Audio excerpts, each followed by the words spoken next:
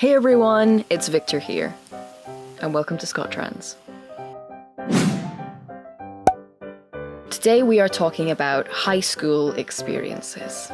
High school is a bit less of a blur than primary school, and I kind of wish it was more of a blur because high school was not a fun time. I was a very confused child at high school, and me kind of knowing something was different about me pushed me into the kind of emo punk group where all the misfits were, and actually it was more of a misfit group rather than just the punk emo group. I was like the only kind of emo child in the misfit group, but I had kind of friends that were also into like that kind of stuff as well. So yeah, I kind of just became the kind of reclusive goth child that hid behind his hair and dyed it odd colors. And yeah, when I say odd colors, I mean red, which I have now. So I haven't really, I haven't really changed that much. I'm still the weird goth child at heart. But yeah, I think there was a lot of little experiences which kind of made me realize something was going on. Obviously, I didn't figure myself out in high school at all. I did not know what was going on. I think I was just really confused for most of the time. But I did have strong jealousy of boys in my school, as well as having crushes on them. This was the kind of weird thing that I always had, was the kind of jealousy of like not being like them, and also having crushes on like the queer guys, you know, the guys that were gay, and it was a very strange time. I was also such a daydreamer. I didn't focus on my work. I didn't really like school at all. I didn't look forward to it. I didn't want to go out the door. I didn't want to get on the bus. I just spent most of the time listening to music in secret. I had this technique where I'd have my earphone like plugged in, and I would like be resting on my hand like that. I don't know if you guys ever did that. Resting and then like writing with, well, probably doodling with the other hand. Like, you should see my school books. They were covered in doodles, because that's all I did. I literally just drew pictures all over my jotters. Yeah, that was how I spent my school days. Listening to music, which was like You, Me at 6, Bullet for My Valentine, Green Day, Black Veil Brides, Escape the Fate. I'm trying to remember all of them that I listened to, but yeah, it was like all that kind of emo music. Of course, like I still listen to like Panic at the Disco and Fall Out Boy, which obviously I discovered at that age.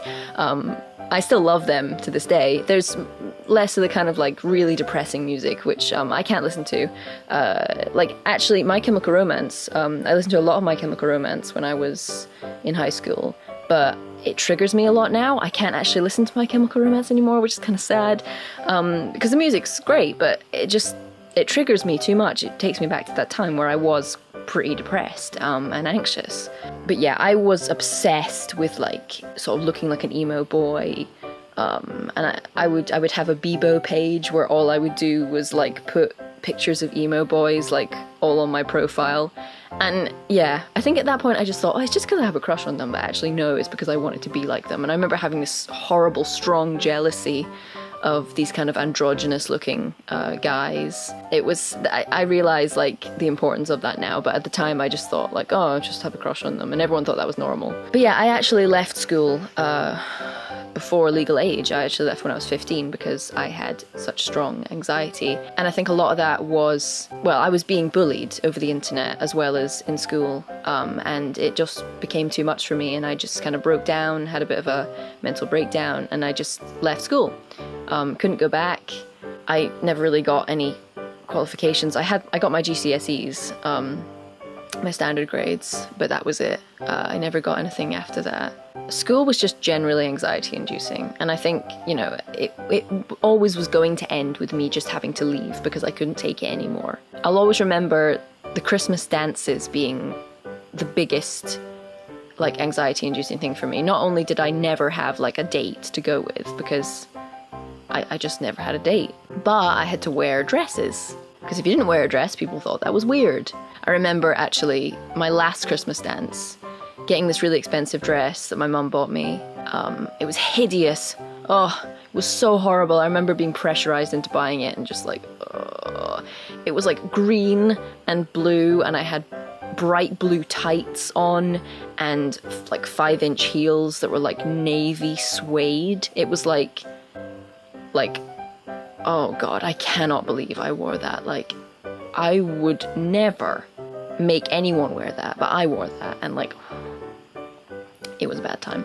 But I remember going there and seeing this guy I had a crush on, and then like seeing him, but then like glancing at myself in like there was like a sort of dance mirror, and I remember seeing myself and just bursting into tears because I thought I looked so hideous. And I remember looking at him, and I think at that moment I thought like, I wish I looked like him. When I got home, I think I just like ripped my dress off. I just like, oh, it was an awful time. Like, Christmas dances were the worst thing ever because you were forced to wear dresses. God, this has been really depressing. I'm so sorry. But that's honestly my high school experience. But please let me know what your experience was. I hope it was less depressing than mine. But yeah, after leaving high school, that was like such a good decision. I just sort of joined filmmaking groups, did my own thing, slowly figured myself out. But it's all good because I'm fine now. I'm great. Look how great I am. It all works out in the end, guys. But anyway, I have talked for far too long.